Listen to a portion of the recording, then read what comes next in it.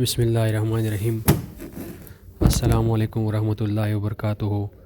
جی ہاں ناظرین، آج کل سوشل میڈیا پہ جو خبریں آ رہی ہیں، جو خبر اس ٹائم سوشل میڈیا پہ بڑی تیزی سے ٹرینڈ کر رہی ہے، وائرل ہو رہی ہے، بتایا جا رہا ہے مشہور اور معروف مذہبی اسکالر جناب حضرت مولانا طارق جمیل صاحب، جو کسی تعریف کے محتاج نہیں ہیں،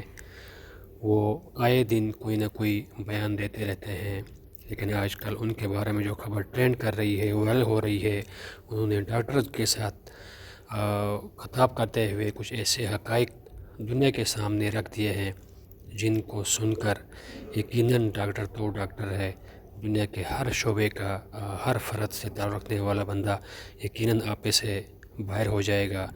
مولانا طارق جمیل صاحب نے جو حقائق اور جو باتیں کی ہیں، وہ انشاء اللہ ہم آپ کو ویڈیو کے آخر میں بھی انہی کی زبانیں سنائیں گے انشاء اللہ۔ بتایا جا رہا ہے مولانا طارق جمیل صاحب ڈاکٹر سے خطاب کر رہے تھے، اور یہ بھی بتایا جا رہا ہے کہ مولانا ڈاکٹر طارق جمیل صاحب خود ڈاکٹری پیشے سے پہلے سے ہی وابستہ تھے، دنیا جانتی ہے،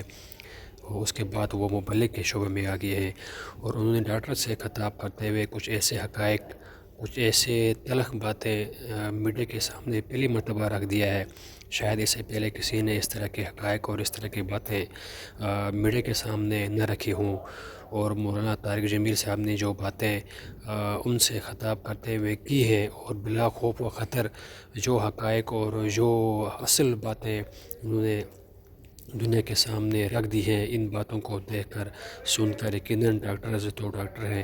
دنیا کے ہر شعبے سے تعلق رکھنے والا ہر فرد یقیناً حیران بھی ہو جائے گا، آپ ایسے باہر بھی ہو جائے گا، لیکن حقیقت روز روشن کی طرف آیا ہے، اس کو نہیں چھپایا جا سکتا۔ حقیقت جو ہے وہ ایک نہ ایک دن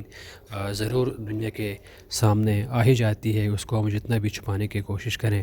بتایا جا رہا ہے طارق جمیل صاحب نے ڈاکٹر سے خطاب کرتے ہوئے جو باتیں ڈاکٹر کے متعلق کہی ہیں، وہ ڈاکٹر کے حق میں ہیں یا ڈاکٹر کے حق میں نہیں ہیں، وہ ذرا آپ خود طارق جمیل صاحب کی زبانی سن لیجئے گا۔ اب اکثریت ڈاکٹر کاروباری ہیں، ڈاکٹر تو ہیں نہیں، ادھر سے بھی کمیشن لے لو، ادھر سے بھی کمیشن لے لو، کسی کمپنی والے نے گاڑی دے دی تو اس کی دوائیں لکھنی شروع کر دو، کسی نے ایک ٹرپ کروا دیا تو اس کی دوائیں لکھنی شروع کر دو۔ پہلے ڈاکٹر ہوتے تھے، 70 کی دہائی میں ان کو دیکھتے لوگ دل سے عزت کرتے تھے۔